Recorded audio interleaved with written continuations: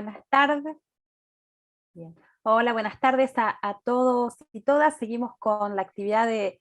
este seminario. En esta oportunidad, el panel a cargo de nuestro equipo de la Universidad Nacional de La Plata, de la Facultad de Trabajo Social de Argentina. El panel se denomina La Justicia Social Interpelada desde intervenciones situadas, análisis críticos sobre la producción de desigualdades y tramas colectivas de resistencia. Durante esta tarde vamos a compartir algunas reflexiones desde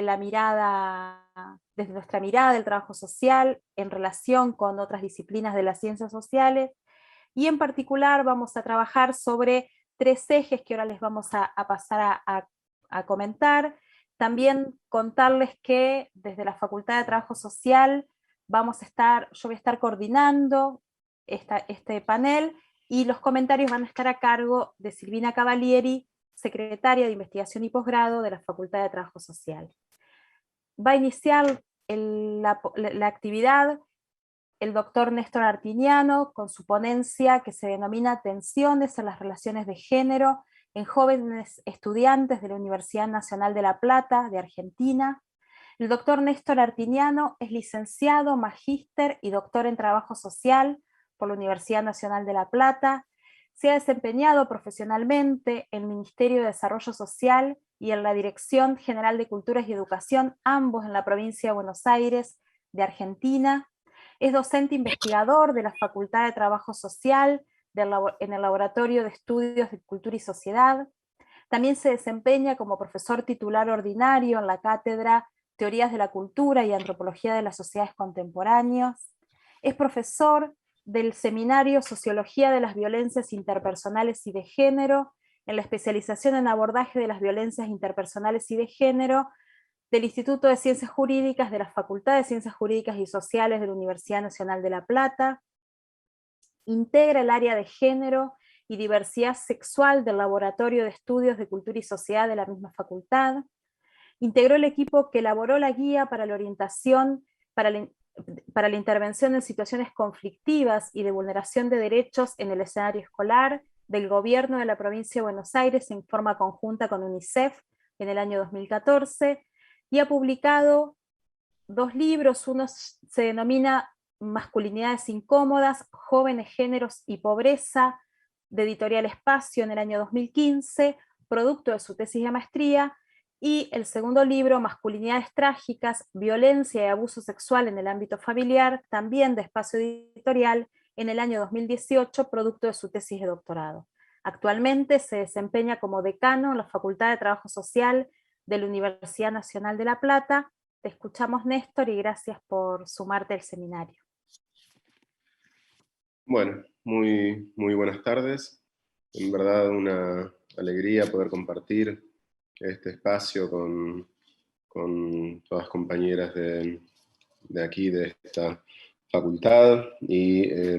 sabiendo también que está articulado con otros países y que estamos, digamos, conversando a través del chat seguramente con muchas compañeras, compañeros de toda la región. Bien, pensaba en relación a esta actividad, digamos, cómo poder compartir algunas reflexiones, y tanto desde el título del seminario como del panel, que hace referencia a la justicia social y educativa,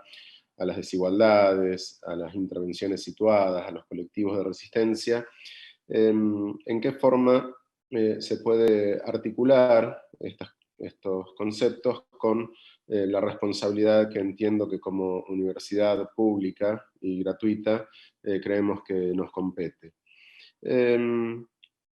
Aquí lo que traigo es una experiencia, un taller sobre masculinidades realizado en forma presencial, un breve periodo antes de la pandemia, con un grupo de 40 jóvenes universitarios de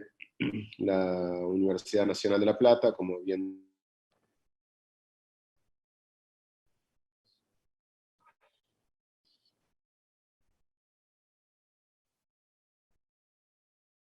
Néstor.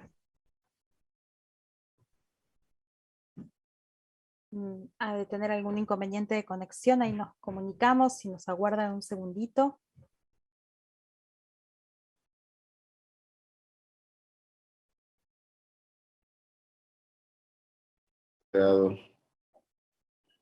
Ahora sí. ¿Volviste? Gracias. Ah, bien. Tal vez, no sé si cualquier cosa hay alguna otra interrupción, me cambio a otra oficina por problema de conexión. Bueno, por un momento quedaron todas paralizadas y dije, uy, acá algo pasó, y sí, evidentemente algo había pasado. Decía que, no sé dónde corté, pero retomo un poquito para atrás, que este taller lo llevamos adelante con 40 jóvenes varones universitarios de la Universidad Nacional de La Plata, a partir de 2 encuentros de 3 horas cada uno, y con, digamos,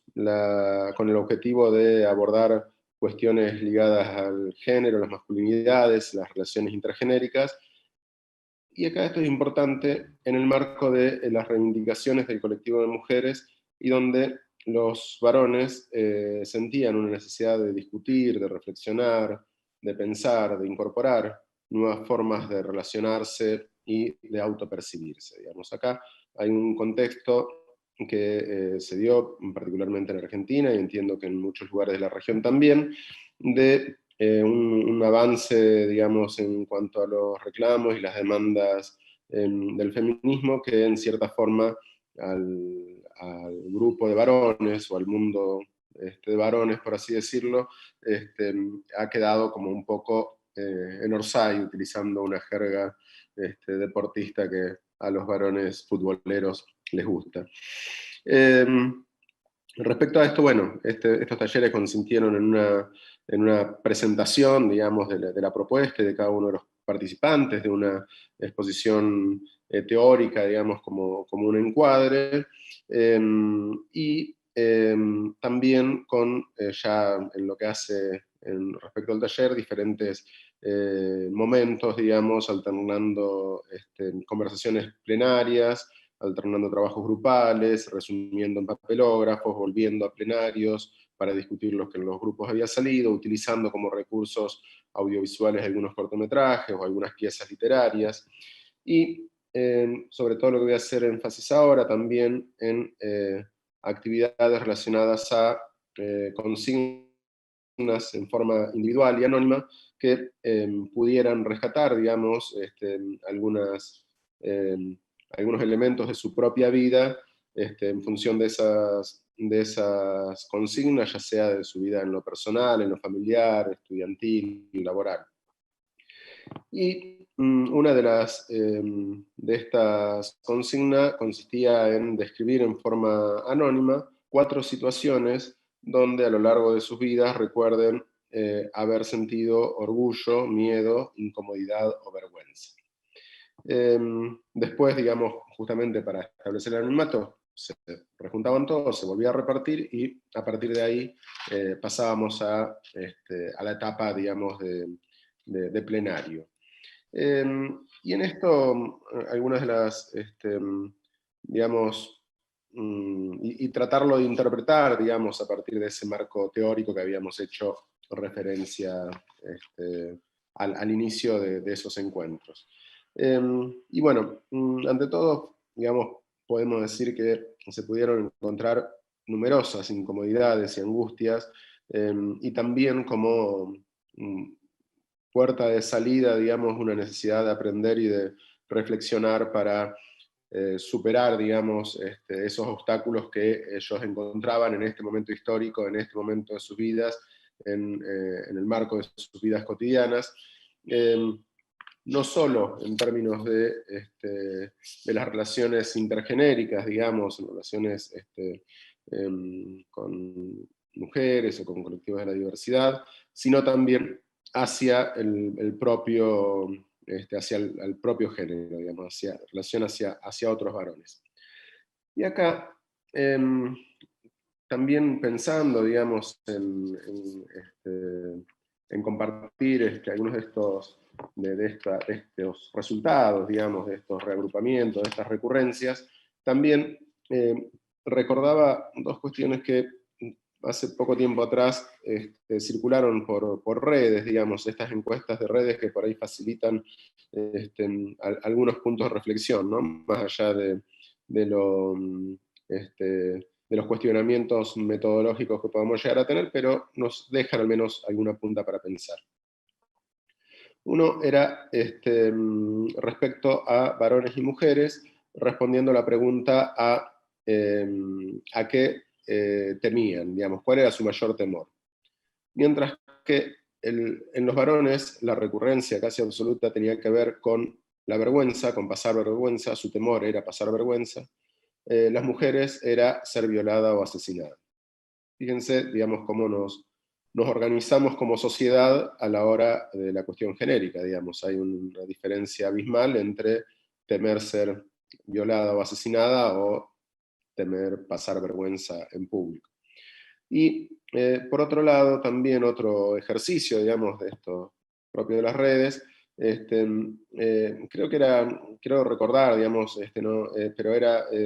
¿cómo sería? A las mujeres le preguntaban, ¿cómo sería un día sin varones? Imaginar esa situación, y la mayoría de las respuestas estuvo salir a caminar a cualquier hora del día con amigas por la calle. Digamos, sintomático, ¿no? Respuesta que da cuenta que eso no es algo habitual, posible de hacerlo. Mientras que a los varones se le preguntaba cómo sería un día sin mujeres, y no les hacía mella en nada y no le cambiaba su vida cotidiana. Entonces, bueno, vaya si hay mucho para analizar y para indagar respecto a esto. Y también pensaba en el último Encuentro Nacional de Mujeres que se hizo en la ciudad de La Plata, donde por ahí cuando nos están, para quienes nos están escuchando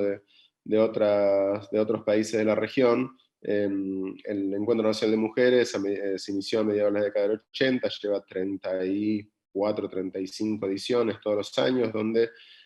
cientos de miles de mujeres se juntan para discutir, digamos, una agenda propia de su colectivo, y son ciudades que podemos decir son tomadas, son habitadas por mujeres de todo el país, últimamente también de países vecinos, y que ahí había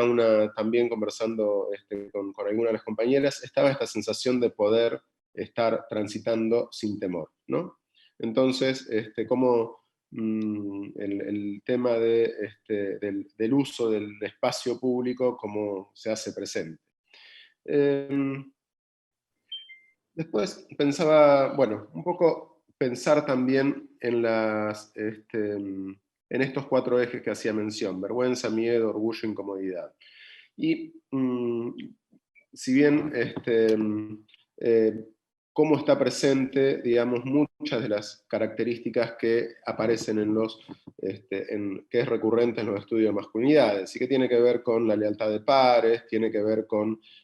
que el crédito de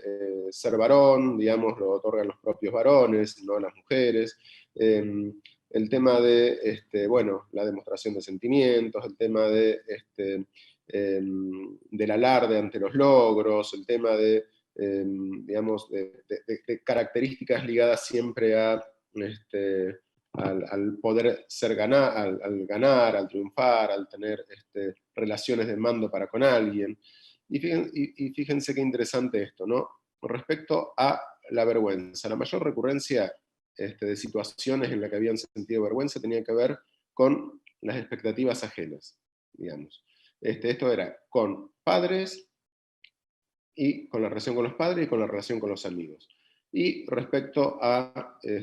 cuestiones ligadas al sexo, al deporte o al cuerpo. Entonces,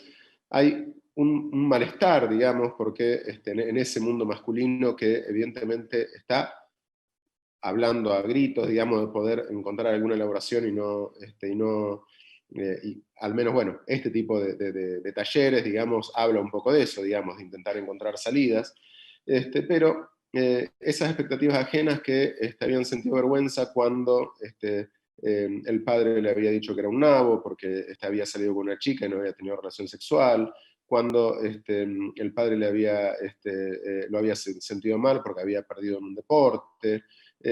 la vergüenza de no desnudarse en un vestuario porque tenía miedo a ser acusado por el tamaño chico de su miembro, digamos, toda una cuestión que en definitiva tiene que ver con el alarde. Una de las cosas del orgullo después también aparecía en que se sentía orgulloso porque en competencia del tamaño del pene había ganado entre sus amigos, digamos. Entonces, esa cuestión de la competencia, del alarde, de la jerarquía dentro del propio grupo de varones es algo que evidentemente genera mucho, mucho malestar, digamos, ¿no? También un poco ligado a estas expectativas ajenas, la presión de pares, digamos, la presión para tener novia, para tener relaciones sexuales con chicas, esto, digamos, la heterosexualidad estaba muy, muy presente. La vergüenza de haberse dado cuenta que había tenido actitudes machistas a lo largo de su vida y que le quedaba como una especie de mancha, digamos, de algo que no se podía despegar porque era parte de su vida y se sentía con mucha vergüenza en la actualidad. La vergüenza de haber llorado en público o delante de la familia, digamos, hay algo más propio del ser humano que es la posibilidad de llorar. Bueno, los varones sienten vergüenza de llorar delante de amigos, delante de familia, etc. Bueno, también ahí hay toda una cuestión para abordar. También en algún caso, bueno, cierta culpa de clase, por así decirlo, digamos, uno de los testimonios aparecía de la vergüenza que sentía haber empezado a salir con una chica y que él compartía la habitación con sus hermanas, digamos, y que no había una habitación para él como varón, y las chicas y sus hermanas que tengan otra habitación propia. Entonces, bueno, la vergüenza, digamos, retumbaba por esas vivencias. Respecto al miedo, acá también hay otra cosa, me llega mucho a mente lo de Rita Segato, ¿no? Esta cuestión de cómo los varones son víctimas de sí mismos, ¿no? O de Norberto Inda cuando plantea que los varones padecemos de normalidad.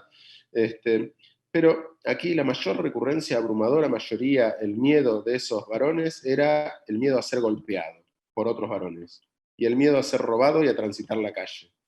Entonces, esas cosas que por ahí se cree, se naturaliza, que el andar en la calle es algo que los varones andamos por la calle seguros, demás, en todo caso, sí andamos acompañados, pero solo aparece ese temor, pero muy, muy recurrente y llamativo.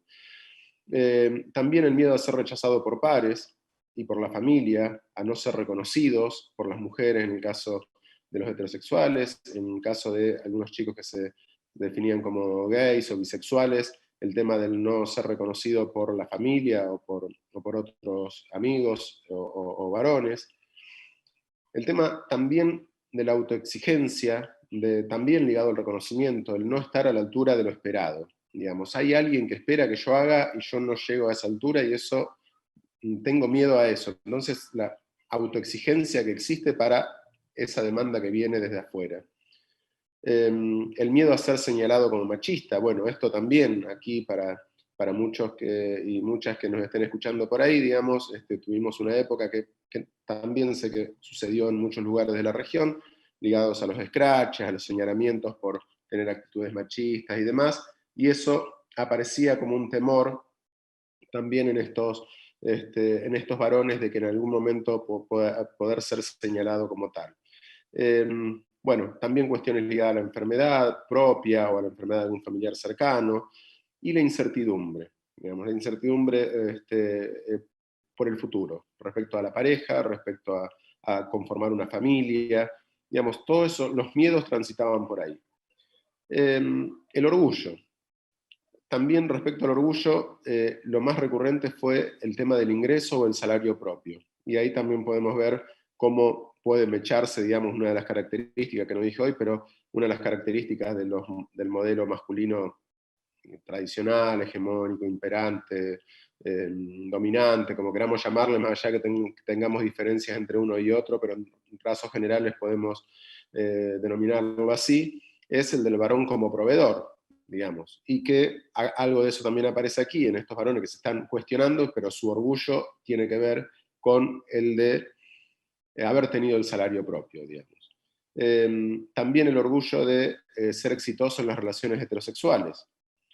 El reconocimiento, cuando han sido reconocidos familiar y socialmente, y también orgullosos por haber podido ser sostenes emocionales de otras personas,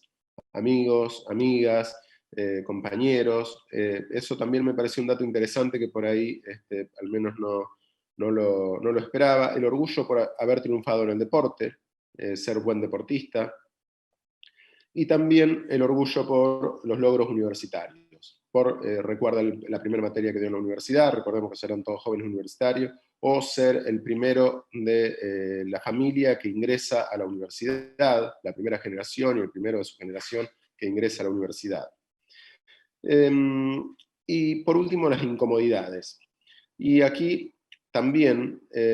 hay un poco, recordando a Inda en esto que decía recién, el padecer de normalidad, ¿no? Y esa exigencia, Inda dice, respecto a la sexualidad, el hombre tiene que dejar de ser el boy scout del sexo, digamos, y siempre está a demanda de la mujer y tiene que lograr conquistar, no por la demanda de los otros varones que le exigen tener una relación con alguien y que no por eso es un perdedor, y que en esa lógica algo de eso también aparece acá. Mucha incomodidad respecto a lo sexual, por tener relaciones sin tener ganas, digamos, por una exigencia externa y no por un deseo propio. No saber hacer deportes en un grupo donde la incomodidad de jugar al fútbol porque todos juegan y no me gusta jugar al fútbol y tengo que estar jugando al fútbol porque todos juegan y no poder, digamos, el temor a quedar afuera del grupo, digamos, volvemos a la lealtad de pares. Relacionarse con mujeres en el marco de estos reclamos feministas, no saber bien cómo manejarse, si la va a incomodar, si hay forma de relacionarse que tenía antes, que ahora no saben cómo hacerlo, si hay algo que le pueda llegar a incomodar y no quiere caer en esa incomodidad, sobre todo por poder ser señalado. Y también algunas recurrencias respecto a haber sido testigo en situaciones de violencia de género y no haber sabido cómo actuar. Entonces, creo que en todas estas caracterizaciones hay como una mezcla, digamos, entre la incomodidad por esa forma más tradicional de vivir la masculinidad y la necesidad de poder llegar a una relación más democrática, por así decirlo, más igualitaria, más cómoda respecto a cómo vivir las cuestiones de género. Y por último, recién hablaba de Inda y me acordé de una cita de él también, que me parece que viene bien aquí, cuando dice algo así como que los varones poseen un caparazón que lo mantienen, digamos, a la defensiva de la mirada ajena. Y que el desafío es que los varones se puedan sacar ese caparazón, que van a estar más expuestos, pero van a caminar más livianos. Y me parece que ese es el desafío, digamos, de este tipo de estrategias a la hora de pensar las masculinidades. Bueno, 20 minutos o'clock. Gracias. Gracias a vos, Néstor, por los aportes, por la puntualidad. Interesante ahora cuando vamos a escuchar a las dos compañeras que continúan y después vamos a estar atentas a sus comentarios y preguntas en el canal de YouTube. Vamos a seguir con Verónica Cruz, no, con Marcela Belurtas, perdón. Marcela va a compartirnos su trabajo, cuyo título es Los procesos de regulación estatal, marcos y tensiones en los procesos de intervención en la justicia juvenil. Marcela es doctora en Trabajo Social por la Universidad Nacional de La Plata, magíster en Política Social y especialista en Planificación y Gestión de Políticas Sociales y licenciada en Trabajo Social, todo por la Universidad de Buenos Aires. Es profesora adjunta regular de la asignatura Configuración de Problemas Sociales, Es investigadora del Instituto de Estudios de Trabajo Social y Sociedad de la Facultad de Trabajo Social de la Universidad de La Plata, es miembro del Consejo Directivo del mencionado instituto, es docente en las carreras de posgrado en la Facultad de Trabajo Social y en la Facultad de Ciencias Jurídicas y Sociales, ambas de la Universidad de La Plata. Cuenta con publicaciones en temas relacionados con el campo de la justicia penal juvenil, las formas de protección y control social, el sistema de protección integral de infancias y las políticas sociales. Se destacan entre sus últimas producciones un libro de reciente publicación del año 2021, cuyo título es Entre precariedades y derechos, anudando debates del trabajo social, las políticas sociales y la intervención, de la editorial de la Universidad de La Plata, y es autora del libro Intervenciones y prácticas, el trabajo social en el campo de la justicia penal juvenil, de la editorial Espacio, del año 2016, producto de su tesis de doctorado, y ha desarrollado su experiencia profesional en el campo de las políticas sociales y el sistema penal juvenil. Gracias, Marcela, y estamos atentas a tu intervención.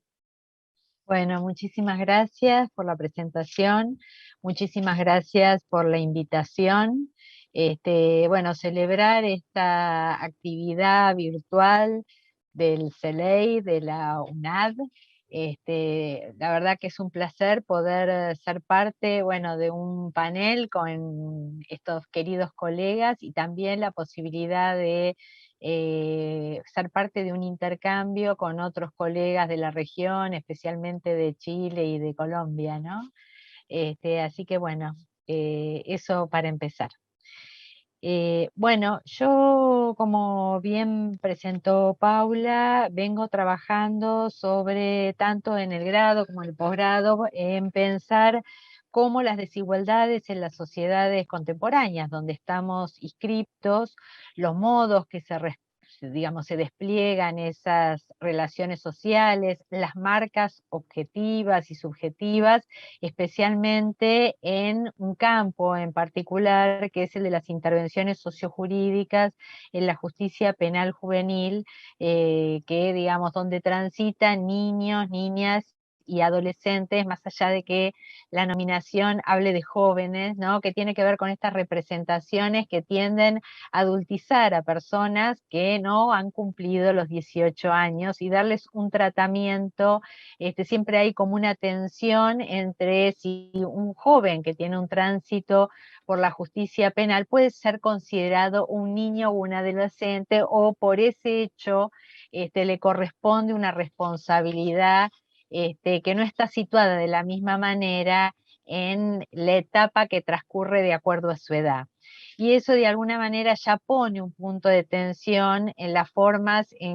digamos, las formas justas o las formas socialmente aceptables de comprender estos tránsitos para la niñez y la adolescencia, o las niñeces y las adolescencias en general, y va dando cuenta cómo se construye un sentido común, un doble estándar, una forma, un tránsito de selectividad específica que de alguna manera profundiza no solamente las desigualdades de clase, sino las desigualdades de clase en estas marcas objetivas y subjetivas que tienen que ver, además de la pertenencia de clase, con la etapa en las que las personas transcurren sus trayectorias vitales. Particularmente, lógicamente, hay montones de estudios historiográficos que recuperan estas cuestiones a lo largo de la historia reciente. Digo reciente porque la infancia es una categoría, digamos, que no tiene una historia extremadamente larga, pero en particular nuestras indagaciones están centradas en los últimos años, o por lo menos en los años posteriores o a partir de la reapertura democrática, que también son periodos signados por la incertidumbre y la precariedad propia, digamos, del neoliberalismo, donde en la Argentina simultáneamente se han reconocido una cantidad de derechos, se ha reconocido a la infancia como sujetos de derecho a partir de la incorporación de la Convención a las normas nacionales, y una serie de instituciones, de una nueva institucionalidad que se fue ampliando a partir de digamos, de ese conjunto de pautas, pero al mismo tiempo ha habido, digamos, muchas tensiones y en los últimos años particularmente severas restricciones en los accesos a servicios y a recursos considerados básicos para esa población, en algo que algunos han llamado como infantilización de la pobreza, que en realidad está vinculado no solamente a las restricciones presupuestarias, sino además al reconocimiento de que se trata de una población que es más vulnerable porque es dependiente en virtud de su edad. Entonces, esa situación, digamos, a partir de esa situación, en el último periodo, digamos, desde el ASPO, eso ha resultado, digamos, severamente afectado. Yo había preparado un Power y me olvidé.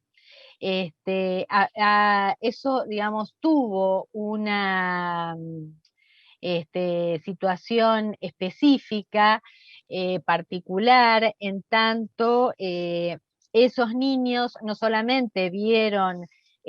imposibilitados algunos accesos, inclusive la circulación, sino que una de las pautas más, digamos, una de las políticas generales más relevantes en la Argentina, considerado un derecho universal, tal es la educación, se vio fuertemente afectada por las condiciones que tuvieron que ver con la desigualdad en el acceso a recursos y servicios, que se vieron como particularmente expuestas en este periodo, en que, digamos, a esas particularidades de clase, ¿no? A ese doble estándar que pareciera tener que ver con los méritos, se agregó la imposibilidad de acceso, y estas cuestiones que aparecen como generales para los adolescentes con los que nosotros trabajamos son particularmente evidentes porque en la Argentina no hace muchos años que el ciclo de educación media es obligatorio para todos los adolescentes, pero los adolescentes pobres en general son los que no logran sobrepasar el segundo año de este ciclo, y eso es ha sido como constatado no solamente por aquellos que se dedican a hacer relevamientos e indagaciones en el ámbito educativo, sino que es particularmente evidente en la población con la que nosotros trabajamos, y entonces podemos ver cómo en este contexto más reciente se vuelve a depositar en las familias la sobrecarga no solamente de lo que tiene que ver con las tareas del hogar, el cuidado y atención de los niños, con los escasos soportes para responder a estas tareas, el cúmulo de responsabilidades que inclusive las instituciones tuvieron dificultad para atender esa complejidad, y digamos, por ejemplo, la mayoría de los chicos con los que nosotros trabajamos no solamente no contaban con dispositivos, sino que además sus hogares carecen absolutamente de la posibilidad de la conectividad, con lo cual tuvieron un acceso a una ciudadanía de muy, muy baja calidad, o a veces imposible, ¿sí? En ese marco, la construcción de la justicia penal juvenil, si bien en la Argentina se reconoce como una justicia especializada y se fue dotando de una importante institucionalidad, y en eso hay que reconocer que hasta hace muy pocos años los chicos no tenían defensa en el juicio y ahora lo tienen, ¿sí? Entonces hay una presunción de inocencia que antes no estaba institucionalizada. Es cierto también que advertimos la persistencia de tradicionales mecanismos de selectividad que hemos denostado sistemáticamente. En ese sentido, entonces, también podemos advertir que aquello que estaba, digamos, signado no solamente como, digamos, estas marcas que tenían que ver con el objeto niño y el sujeto niño, sino que también podemos encontrar una suerte de reconfiguración de esa discrecionalidad judicial en las formas del adultocentrismo, que es depositario de esa herencia asociada con las formas derivadas de lo que llamamos el patronato, y que además ahora se va reconfigurando en una nominación reciente a la que en general se alude como el paternalismo justificado, y que no es más que explicar cómo los jueces pueden tomar decisiones que no tienen que ver con la norma, sino que tienen que ver con sus consideraciones específicas sobre las posibilidades de sancionar a adolescentes de acuerdo ya no solamente a los hechos que se les imputan, sino a sus condiciones de vida y a su capacidad para cumplir aquellas pautas que se fijan en el tránsito judicial. En ese sentido, nuestro análisis o nuestra búsqueda tiene que ver con conectar el repliegue de los componentes sociales y económicos del Estado y cómo eso se conjuga con las intervenciones que focalizan su atención en esta población, que además estigmatiza, ¿sí?, no solamente a estos pibes que quedan afuera de la escuela, que usan gorrita, etcétera, sino que además estigmatizan los espacios donde ellos residen, las villas, los cantegriles, aquellos espacios de segregación urbana, y de eso lamentablemente hay muestras que inclusive no tienen que ver con la justicia penal juvenil, como digamos que el uso o el consumo de la marihuana es en un barrio de clases medias un consumo recreativo, y ese mismo consumo en un barrio relegado o en un barrio pobre es señal, es una marca, ¿sí?, de peligrosidad, de consumo problemático, y entonces hay una serie de intervenciones que se propician a partir de esas representaciones que tienen que ver con formas de regulación selectiva que operan en el traslado de un tratamiento, de una mirada sobre la desigualdad estructural hacia el comportamiento individual, especialmente en el caso de los adolescentes, que se considera donde los adultos todavía pueden hacer correctivos, pueden disciplinar con más facilidad. Bajo esta idea de medidas socioeducativas reaparece una forma de regulación que tiene una aceptación pública muy considerable. Creemos que digamos, este es un marco, este contexto y este repliegue opera como un marco, como un punto de mira que nos permite observar, analizar, interpretar cómo se renuevan las formas de control, cómo se renuevan las formas de control y los mecanismos de selectividad penal que justamente priorizan la responsabilidad individual y comportan mecanismos de supervisión individualizada que se organizan bajo este paraguas de promover el desarrollo de intervenciones denominadas como medidas en clave socioeducativa.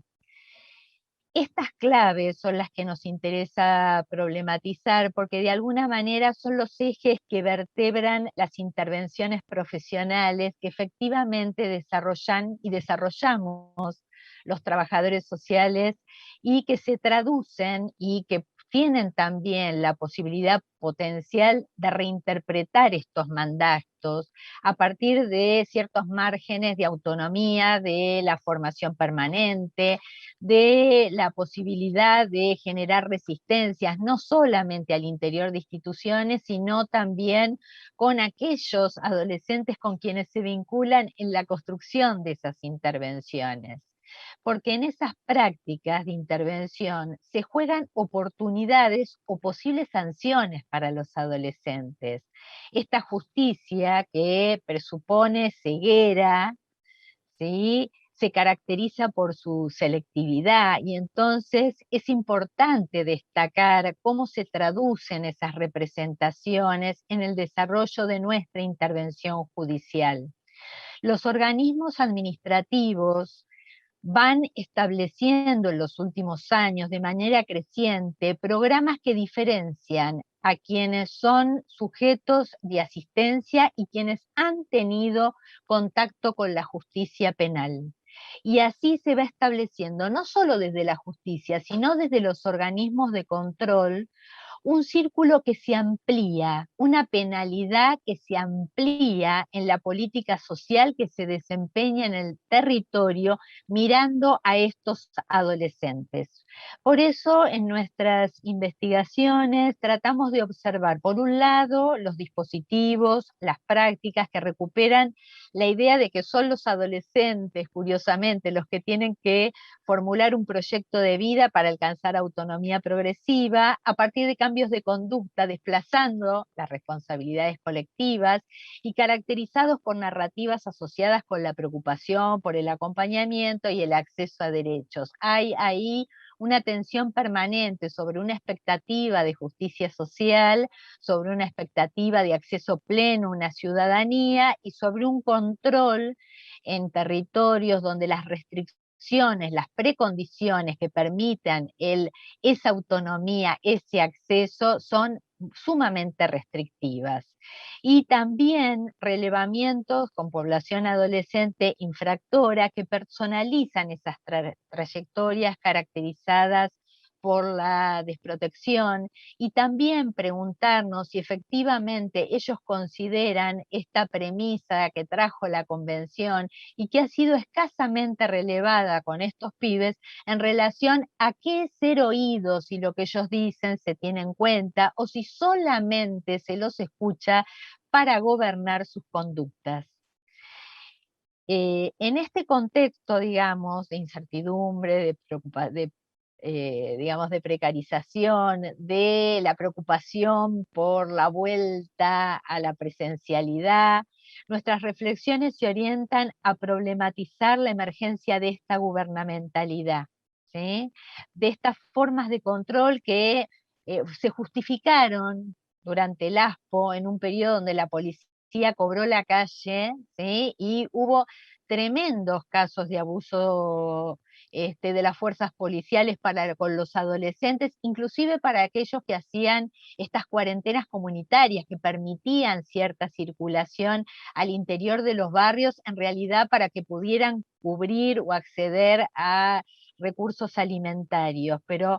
nuestras reflexiones se orientan a problematizar esta gubernamentalidad en general en los últimos años y en particular en el último periodo, que incluyen renovadas formas de disciplinamiento que se expresan en la dimensión política, ideológica, en los programas, en este doble discurso de acceso a derecho y un fuerte disciplinamiento social que se fuerza tanto como una tijera, se ejerce desde instituciones judiciales, pero también desde esta doble institucionalidad que se va creando en los organismos de protección bajo el paraguas de las asistencias penales. En ese sentido, nos interesa recuperar fuertemente las estrategias de los profesionales, en tanto conservar o subvertir este mandato institucional y reconfigurar de manera estratégica la construcción permanente de sus intervenciones entre cierta comodidad y cierto compromiso. Y retomo ahí un poco algo que me señalaba Teresa Matus cuando nos encontramos en el momento en que estábamos cursando el doctorado en la Facultad de Trabajo Social, con esta frase que el trabajo social no surgió para cumplir la ley la tienen que cumplir los magistrados, la tienen que cumplir los defensores, nosotros estamos para interrogarla. Creo que más o menos estoy en tiempo. Les agradezco muchísimo y después podemos por ahí seguir conversando.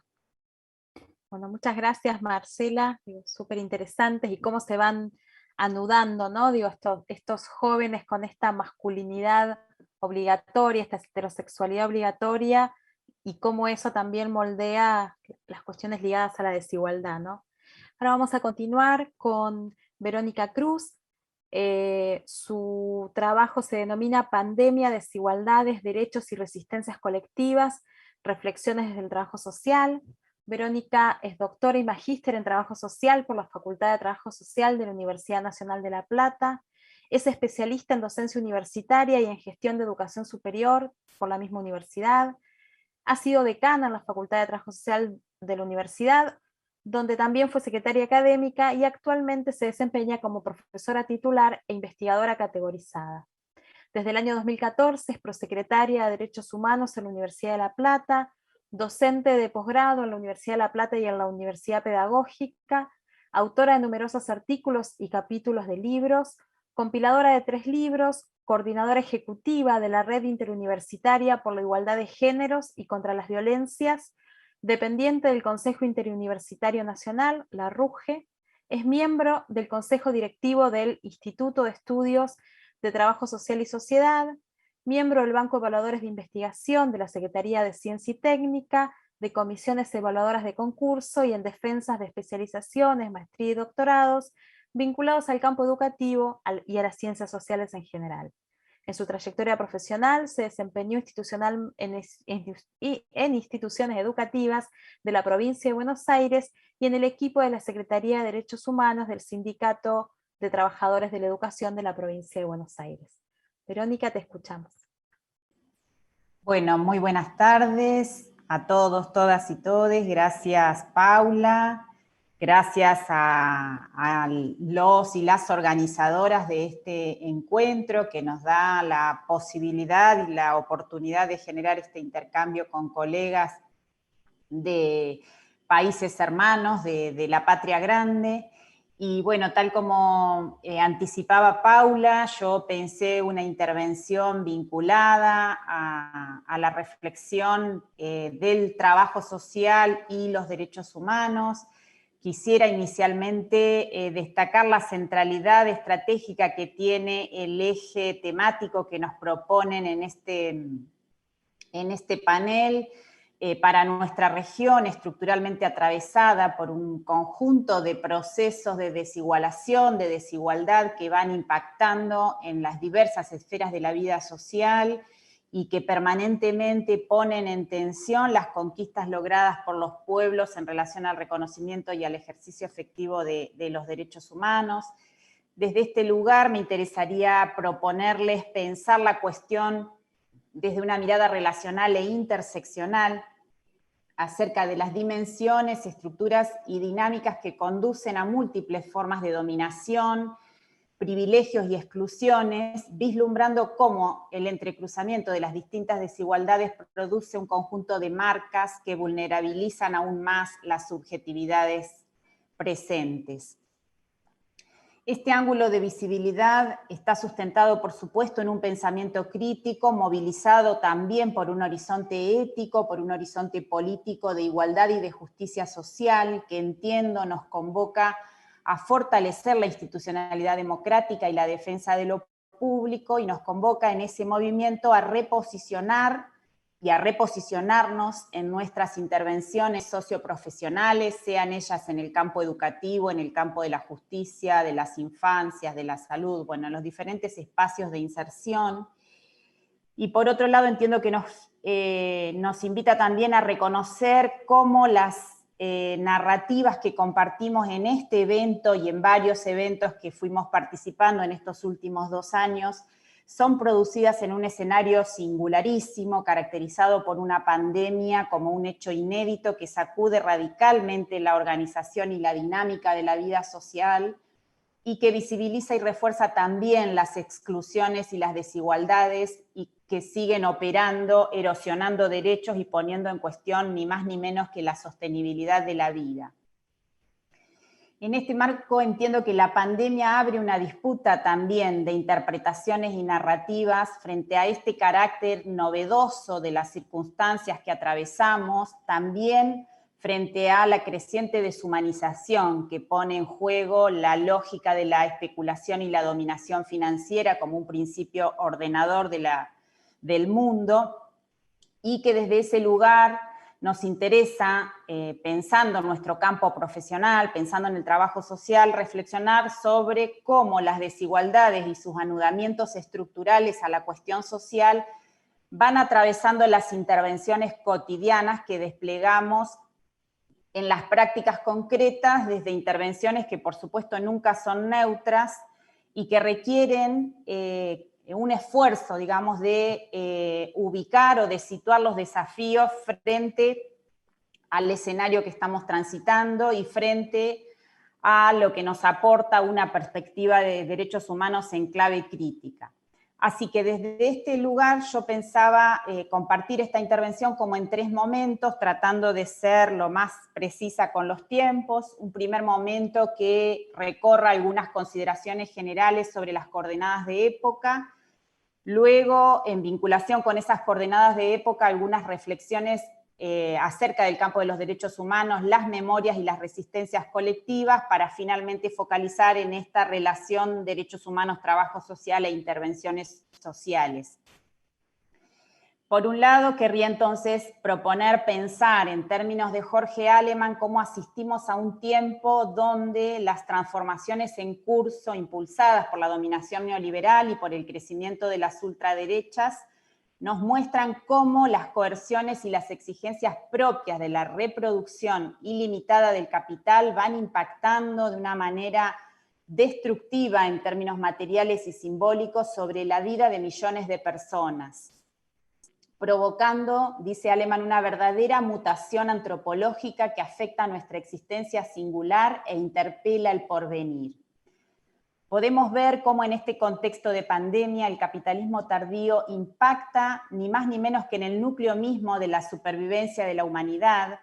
en tanto va destruyendo un conjunto de legados y herencias, dice Aleman, un conjunto de amarres simbólicos desde los cuales leer la historia, que obligan a quienes trabajamos en lo social a tomar nota respecto del modo en que se producen y reproducen esas lógicas de dominación, de sumisión, de desigualación. O dicho de otro modo, las injusticias y los padecimientos agudizados por este capitalismo pandémico, parafraseando a Butler, nos convocan a mantener la capacidad de indignación y a desplegar estrategias sustentadas en una ética del cuidado como principio civilizatorio irrenunciable cuando se trata de garantizar condiciones que aseguren un bienestar colectivo. Este contexto adverso puede leerse también como una oportunidad para desnaturalizar justamente esa precariedad extrema en la que viven millones de personas en este tiempo histórico y para hacer un ejercicio de reflexión crítica que contrarreste la absolutización de la razón neoliberal instrumental y propicie marcos de reconocimiento social. Tenemos experiencias de nuestro pasado reciente en América Latina con valiosos aprendizajes generados desde los saberes acumulados y desde ese pensamiento abierto, plural y situado. Y también tenemos en nuestro país un legado construido a lo largo de la historia por los movimientos sociales, los movimientos sindicales, los movimientos feministas y de derechos humanos,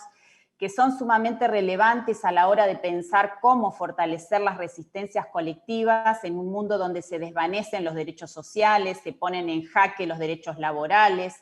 se vulneran los derechos de los grupos empobrecidos, principalmente de las mujeres, las niñas, las identidades sexogenéricas disidentes, las personas privadas de libertad, las personas con discapacidad, con problemas mentales, y así podríamos seguir enumerando los grupos cuyas condiciones y cuyos derechos no están garantizados y que nos muestran, a decir de Rita Segato, el rostro de las pedagogías de la crueldad. Si coincidimos en que la construcción de un presente y un futuro radicalmente diferente depende de esas luchas y resistencias colectivas impulsadas por los feminismos y por estos movimientos sociales que disputan por la ampliación de derechos, por el buen vivir y por el papel del Estado, fundamentalmente como garante de su promoción y de su protección, es necesario que como trabajadores y trabajadoras sociales, como educadores, profundicemos una praxis direccionada desde estas significaciones, es decir, una praxis que aporte a la construcción de lógicas capaces de redistribuir los bienes y de brindar bienestar y cuidado a todas las personas, fortaleciendo nuestras democracias desde lo que García Linera denomina una igualdad plebeya, que valorice el trabajo reproductivo como estructurante de la vida social y ponga en tensión la narrativa patriarcal capitalista que tiende permanentemente a ocultarlo.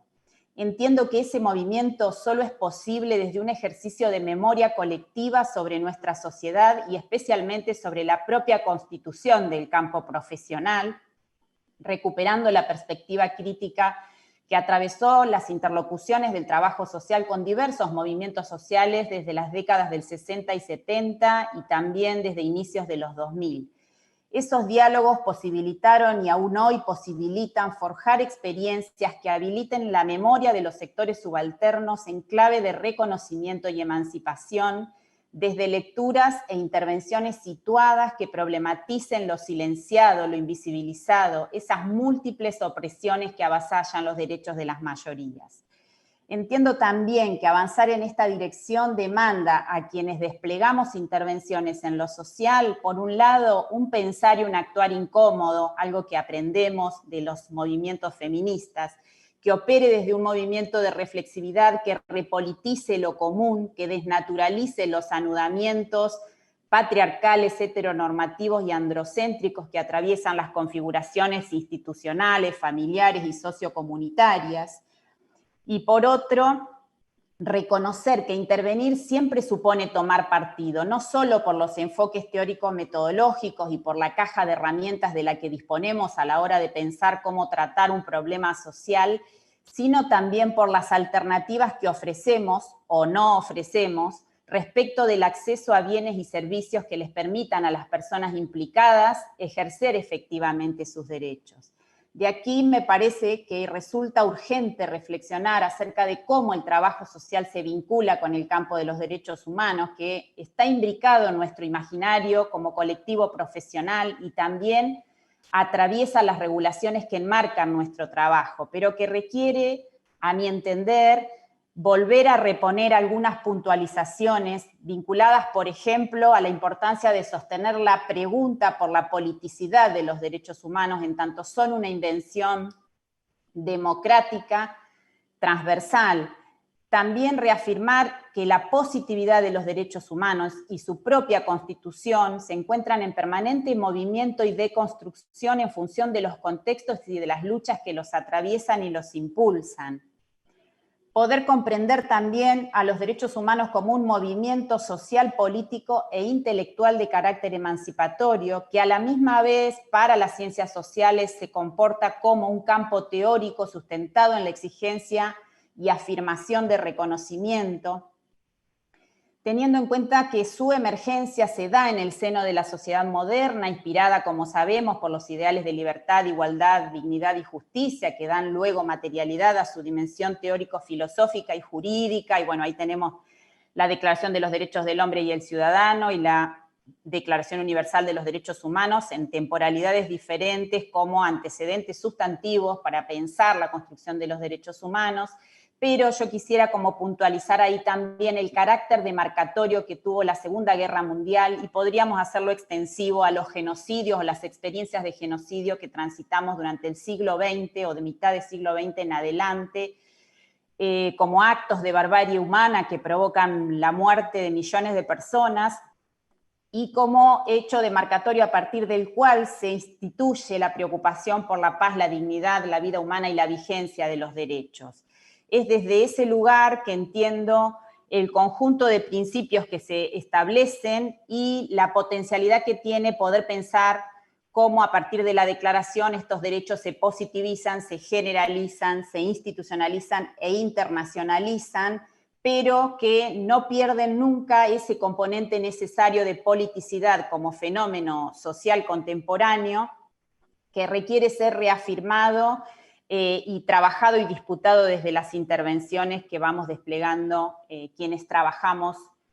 en lo social justamente por esta configuración de los derechos humanos inscripta en el corazón, digamos, o en el seno del capitalismo y en contradicción con él, ¿no? Que se desarrolla en gran medida durante la Guerra Fría y que va instituyéndose progresivamente como una dimensión constitutiva de las políticas públicas, lo cual nos obliga a reconocer esa referencia ineludible de los derechos humanos para las luchas sociales y políticas dirigidas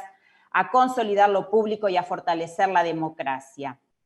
Desde ese lugar entiendo también la importancia de poder pensar los derechos humanos desde esta concepción sociohistórica y político-cultural, tomando distancia de la concepción liberal que piensa los derechos dirigidos a un individuo en abstracto.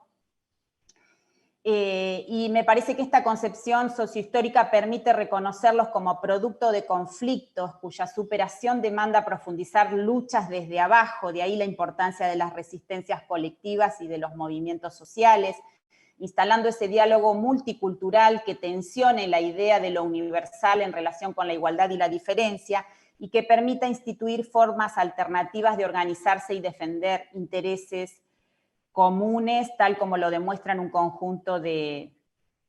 movimientos y de luchas en este presente. Y me parece que ese ejercicio de poder pensar o de poder deconstruir los derechos humanos nos permite, por un lado, visibilizar lo invisibilizado y crear huellas de significación que reviertan esas jerarquías impuestas por las categorías dominantes y propicien encuentros entre culturas semejantes sin que unas dominen a otras.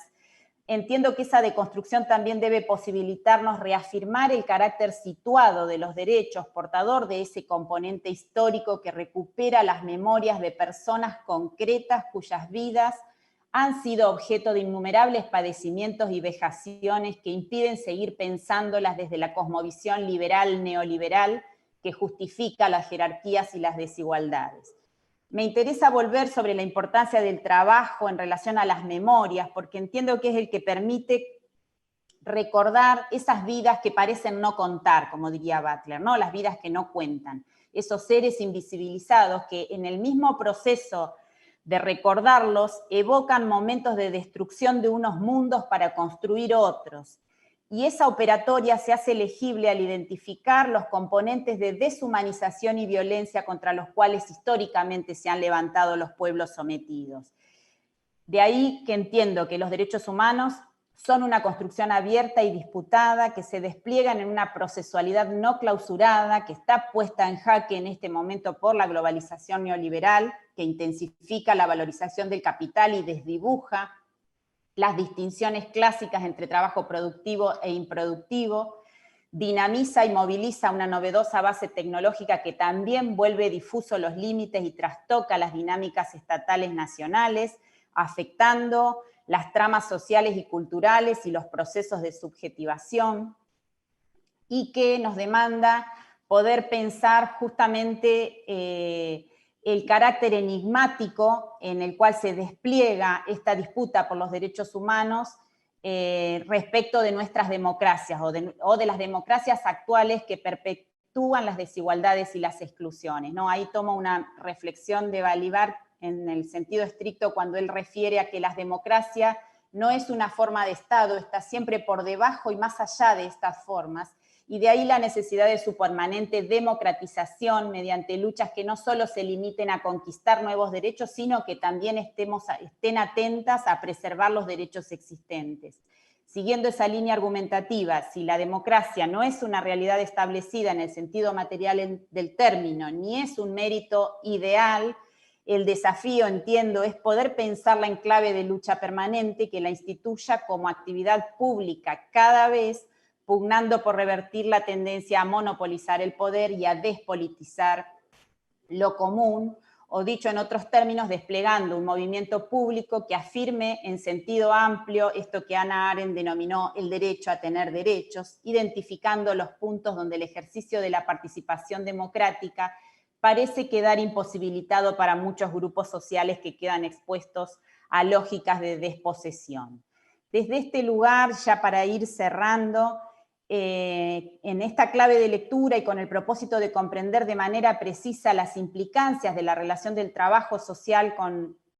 los derechos humanos. Entendemos que los desarrollos inspirados en el pensamiento crítico postestructuralista, feminista y decolonial son sustantivos para comprender y cuestionar ese reconocimiento formal de la igualdad que ofrece la sociedad capitalista al individuo como un ser en abstracto, interpelando justamente las delimitaciones que los derechos humanos le colocan a la comunidad política y reconfiguran la relación entre lo universal y lo particular, siendo portadores a la misma vez también de una dimensión revolucionaria que al positivizarse se repliega y se ve obstaculizada en su potencia para poner fin a la dominación. Es posible entonces pensar los derechos humanos como esa ficción simbólica que da cuenta de su doble implicación en ese movimiento tensionado por habilitar y cuestionar, pero a la misma vez tener afinidad con los intereses y proposiciones del liberalismo. Y desde este lugar nos interesa entonces mirar ese enmascaramiento, así como cierto desplazamiento de lo político que la trama institucional y jurídica capitalista produce de manera continua en relación a los derechos humanos, para buscar allí las claves para poder pensar desde distintas constelaciones conceptuales, para poder agudizar la mirada crítica,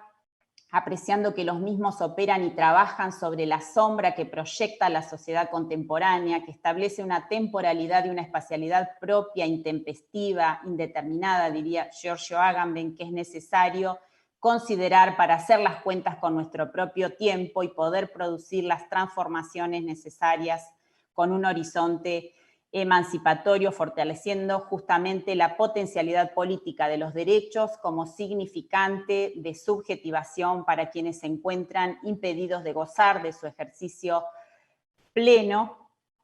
y desde ese lugar sustentar nuestras intervenciones ofreciendo condiciones de protección y acogida para todas estas personas, cuestionando y removiendo las barreras lingüísticas, territoriales, étnicas, sociales, económicas y políticas en el acceso a derechos, desnaturalizando esos sentidos atribuidos o prefijados y avanzando en una deconstrucción siempre en movimiento, interpelada por los acontecimientos y las formas de subjetivación contemporáneas desde esa dialéctica pasado y presente, en recorridos que van tejiéndose en memorias colectivas que no se construyen solo como confrontación del sentido, sino que también intervienen produciendo una serie de defensas, muchas veces negacionistas y problemáticas, tal como podemos ver en este tiempo de pandemia, que buscan evitar el conflicto y restablecer el equilibrio que lleva a enfrentar el presente sin interpelaciones. Y me parece que ahí hay mucho por hacer y un fuerte desafío para las ciencias sociales y para el trabajo social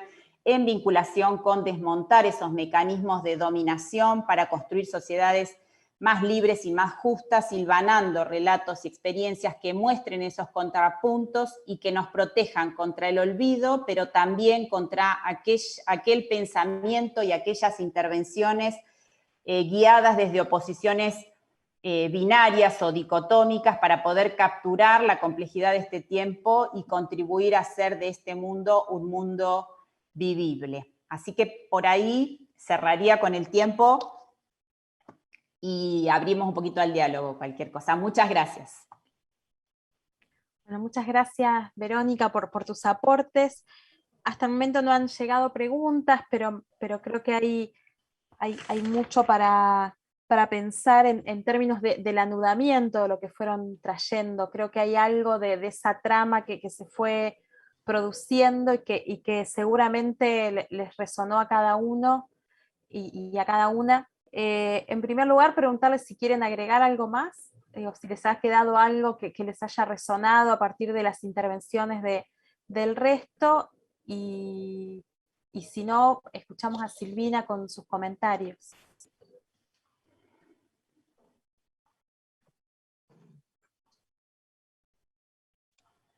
¿Avanzo? Bueno, en primer lugar, agradecer la posibilidad de participar de este seminario, que bueno, es el resultado de un trabajo colectivo y articulado de mucho tiempo, de varias instituciones de distintos países de nuestra América Latina. como institución, como facultad de trabajo social, para nosotras y para nosotros es un orgullo ser parte de esta actividad. Y bueno, me han convocado para los comentarios y menudo desafío tratar de retomar los planteos que han compartido las compañeras y el compañero. En principio, digamos, decir que las distintas intervenciones que se han planteado nos permiten comprender y pensar la complejidad del tiempo actual, al mismo tiempo que creemos necesario y relevante pensar el tema de la producción y reproducción de desigualdades en nuestras sociedades, puesto ello en vinculación con los procesos de intervención socioprofesionales. Como decían anteriormente, pensamos desde el trabajo social, pero el trabajo social se construye en un diálogo permanente con las ciencias sociales. Entonces, a partir de la escucha, ¿no? Y seguramente van a quedar unas cuantas cuestiones por fuera, pero en principio querría comenzar por lo último que señalaba, ¿no? Por algunas cuestiones que fueron colocando mis compañeros en relación a los procesos de intervención socioprofesional. En las intervenciones, digamos, se presenta cómo estos procesos de intervención constitutivamente contienen un carácter relacional, tensionado y complejo, ¿no? Y en ese carácter relacional, bueno, voy a ir retomando luego, porque ello tiene bastante vinculación con cómo pensamos la producción de desigualdades en nuestras sociedades.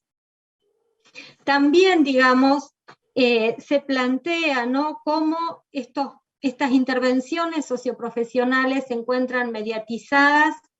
por la presencia estatal y, por qué no, también de algunas ausencias, ¿no?, donde en muchas ocasiones se propician ciertas intervenciones, y un poco recuperando lo que traía Marcela, que están basadas en ciertas representaciones sobre los sujetos, los territorios, que refuerzan ciertas lógicas de control, y Marcela traía también ciertos mecanismos de selectividad de las poblaciones. También colocar, ¿no?, cómo estos procesos de intervención socioprofesional plantean estrategias para atender situaciones de desigualdades enmarcadas en un horizonte ético-político que fuertemente viene orientando esas intervenciones desde el reconocimiento y concreción de derechos, al mismo tiempo que en estos procesos de intervención se presentan estas contradicciones entre la intervención sobre determinadas situaciones de desigualdades, al mismo tiempo que se dan disputas en torno al reconocimiento de la igualdad, de la equidad también, ¿no? Y esto es una contradicción que atraviesa estos procesos de intervención socioprofesional. Decir que esas intervenciones, como decía recién, transcurren en relación a múltiples situaciones de desigualdades y que las mismas adquieren manifestaciones particulares según espacios, tiempos, y que sobre esas desigualdades se construyen conceptualizaciones, representaciones y al mismo tiempo respuestas sociales históricamente construidas y situadas. Las intervenciones de los compañeros, ¿no?, aportaron distintos elementos para poder justamente situar las intervenciones hoy en relación a este tiempo contemporáneo atravesado por el neoliberalismo, inclusive traían la idea del neoliberalismo pandémico. Y también recuperando algunas cuestiones que planteaban, poder pensar cómo en relación al análisis de las desigualdades surgen, de las desigualdades y del contexto, ¿no? Surgen múltiples preguntas en relación a cómo las profesiones, y acá trataría de pensar e invitar a una pregunta más amplia, en términos de cómo las profesiones interpretamos esos contextos, analizamos esas desigualdades, y cómo ello se vincula con las distintas decisiones que son parte de esos procesos interventivos. Dicho esto, me gustaría como recuperar algunas cuestiones en relación a la idea de las desigualdades y a la producción de desigualdades, ¿no? Y acá señalar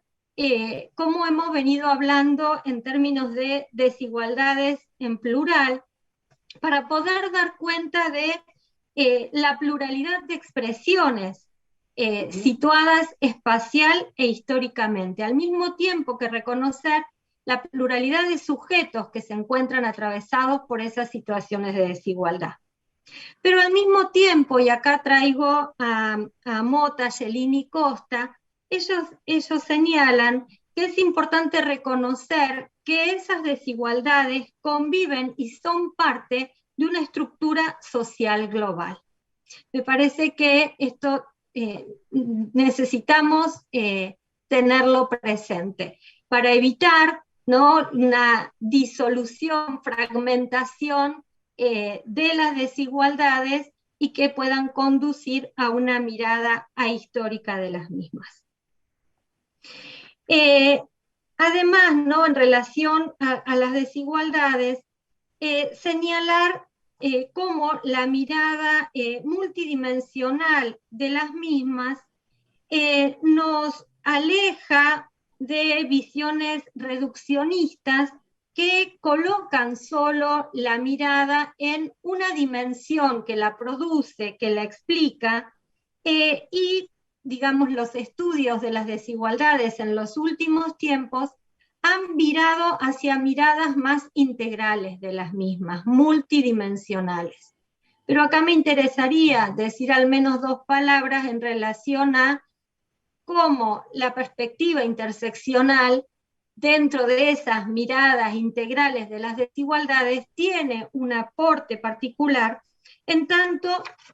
permite comprenderlas en interconexión y cómo esas múltiples dimensiones que explican las desigualdades se articulan, se combinan, ¿sí?, coexisten de manera entramada. Ahí estaba leyendo un texto donde habla de entramado, articulación, simultaneidad, interpenetraciones de distintas jerarquías sociales, y que entonces de esta manera podemos reconocer cómo las desigualdades dan cuenta de desigualdades en relación a las clases sociales, pero no únicamente en relación a ello, y poder incorporar las desigualdades de géneros, de raza, de etnia, de idioma, de edades, y tal vez podría hacer unos cuantos etcétera. Para poder también seguir pensando algunas cuestiones acerca de las desigualdades, me parecía interesante compartir dos preguntas que plantea Juan Pablo Pérez Sainz y que a mi juicio abren ciertos caminos de indagación sobre el tema. El autor dice, ¿desigualdad de qué y desigualdad entre quiénes? Desde las investigaciones que lleva a cabo este autor, podemos decir que en nuestras sociedades existe una amalgama de múltiples desigualdades, al mismo tiempo que propone, como decía en un inicio, pluralizar los sujetos de las mismas. Y entonces me parece interesante recuperar la mirada relacional de las desigualdades y cómo las desigualdades producen y son productoras de relaciones sociales. Y acá vuelvo a los procesos de intervención socioprofesional para pensar que es en esas relaciones sociales que se gestan y producen distintas lógicas de aceptación y resistencia frente a esas desigualdades. Y entonces, en ese análisis relacional aparece claramente la dimensión del poder y la dimensión del conflicto en la producción de esas desigualdades. Y al mismo tiempo, acá hay una idea que trabaja este autor que mencionaba recién, que él refiere a cómo los procesos de empoderamiento y desempoderamiento dan lugar a luchas y disputas colectivas por revertir esas situaciones de desigualdades. Entiendo que esta mirada relacional en relación a las desigualdades también nos permite comprender cómo históricamente se han ido y se dan y se producen distintos procesos de luchas y disputas colectivas por el reconocimiento de derechos. La otra cuestión, ¿no? Más allá de poder comprender o cómo entendemos las desigualdades, creo que es necesario, y un poco los compañeros lo traían, poder considerar cómo socialmente se construyen determinadas estrategias que producen desigualdades. Y acá hay un concepto que trae Ana María Fernández y al que me he acercado hace poco tiempo, pero me parece súper interesante para poder comprender cómo socialmente se construyen dispositivos de desigualación. Y que justamente dentro de esos dispositivos de desigualación, la autora dice que existen dispositivos que son económicos políticos, pero que para que ellos se puedan sostener socialmente y a lo largo del tiempo, también es necesario o preciso considerar una dimensión subjetiva. Y entonces, acá la autora justamente analiza cómo socialmente se van a producir determinadas relaciones de retroalimentación entre desigualdad y discriminación, y la autora plantea, ¿no?, que en esas relaciones de retroalimentación,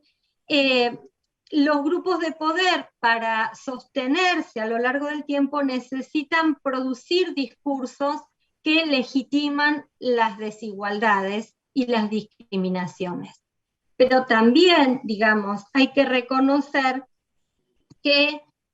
junto con esos discursos que vuelven aceptable esas desigualdades, también las propias sociedades y los propios sujetos van generando variadas expresiones de resistencia. Bueno, me gustaría, como para ir cerrando, como marcar o volver a ese carácter sociohistórico y relacional para comprender las desigualdades, ello no solo en términos explicativos, sino como punto de partida para los procesos de intervención socioprofesional. En relación a eso, me parece fundamental evitar asignar a individuos y familias la responsabilidad por las dificultades y problemas que atraviesan en sus vidas cotidianas, y en ese sentido la individualización de los problemas, de las situaciones de desigualdad, que podríamos leerlo como una influencia del neoliberalismo, lo que genera es una pérdida de vista de las relaciones sociales y las disparidades de género, de clase, de etnia, que provocan las múltiples expresiones de desigualdades, que esos procesos de individualización de las desigualdades también invisibiliza el complejo de causalidades y procesos que generan las desigualdades. Pero otro riesgo también sería caer en análisis que colocan el énfasis en lo estructural, y entonces que ahí lo que se pierde de vista justamente es la dinámica particular de los tiempos, los espacios y los sujetos que están involucrados. También, digamos, me interesaría señalar que un actor clave, y tal como lo compartieron en las intervenciones de mis compañeros, un actor clave resulta ser el Estado para poder pensar cómo socialmente se construyen alternativas, respuestas para revertir las situaciones de desigualdad, que es importante pensar las estrategias de redistribución de recursos para justamente revertir esas desigualdades, aunque no dejaría de mencionar que partimos de situaciones distributivas que históricamente son desiguales. Y finalmente, señalar,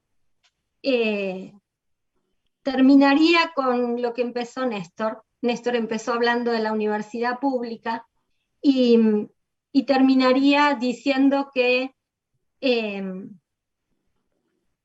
como trabajadoras y trabajadores de la universidad pública, nos compete contribuir a desentrañar los procesos de producción y reproducción de las desigualdades, contribuir a visibilizar situaciones que están ocultas, negadas, naturalizadas, contribuir con nuestro trabajo a deconstruir ciertas representaciones, valores, costumbres que se asientan en la lógica de la normalidad, anormalidad, tal como traían los compañeros, a interpelar el sentido común, y también es parte de nuestra tarea aportar al diseño de políticas públicas que tengan este horizonte de reconocimiento de derechos, efectivización de los mismos y fortalecimiento de lo público. Bueno, desde hasta acá llego y muchas gracias. Muchas gracias, Silvina, por tu aporte y por poner en diálogo, por ponerte en diálogo con los compañeros y las compañeras. No sé si quieren agregar algo más, si algo que les haya quedado resonando, quiero sumarme también, bueno, al agradecimiento a cada uno de ustedes por la preparación, por invitarnos a pensar esta ampliación de miradas en relación a cómo se construye la justicia social. Creo que esta búsqueda que el seminario fue generando a lo largo de la tarde de hoy, en estas 4 jornadas, tiene que ver con disputar las ideas de justicia, con ampliar qué estamos mirando cuando miramos la cuestión de la justicia, poder repensar los modos en que nos situamos para mirar la realidad social, la realidad próxima, cómo opera el orden capitalista y el orden patriarcal en esa producción. Y también en el panel que nos antecedió se discutió fuertemente los procesos de inclusión en la universidad pública, ¿no? También desde Argentina, desde la Universidad de Río Negro, nos interpelaron fuertemente en cómo pensar los procesos de inclusión y las lógicas de escucha que tenemos los profesores de aquellos sujetos que están minorizados, ¿no? en el espacio universitario. Así que creo que hay algo de esas relaciones de desigualación que traía Silvina que se fueron haciendo presente en cada uno de los paneles de esta tarde y que nos interpelan a asumir este lugar de producción de saberes, de búsqueda de transformación, de lo que los trabajadores y las trabajadoras sociales lo encarnamos, ¿no? como parte de nuestro llamado disciplinar en esta búsqueda de comprensión y de transformación como una constante. Y creo que este pensar interdisciplinario que nos va proponiendo el seminario en estos días, creo que saludamos, digo, especialmente a Aldo, quien nos convocó desde el CELEI, y a cada uno de los compañeros y compañeras del resto de las universidades, que desde la pedagogía, desde las ciencias sociales en general, proponen este seminario y nos invitan a pensar otros mundos, a pensar mundos en el que quepan muchos mundos. Así que saludar a cada uno de los compañeros, agradecer a TV UNAD por la transmisión, por el acompañamiento, por estar en cada uno de los detalles. Si quieren agregar algo más. No, de mi parte solo pensaba también un pequeñísimo comentario, digamos, y para despedirme, esta desigualdad como estructura social global, ¿no? Y lo pensaba cómo se vio eso en la pandemia con respecto a las vacunas y el acceso que tuvieron los diferentes países del mundo, y también vinculado a lo de la cuestión de masculinidades y género, pensándolo en que, y en esta del sistema capitalista, ¿no? Que se calcula que en un 95% la propiedad privada está en manos de los hombres, digamos, y ahí con ese porcentaje vaya si hay ahí un efecto derrame de organización en la sociedad con determinadas características, ¿no? Bueno, solo eso y muchas gracias.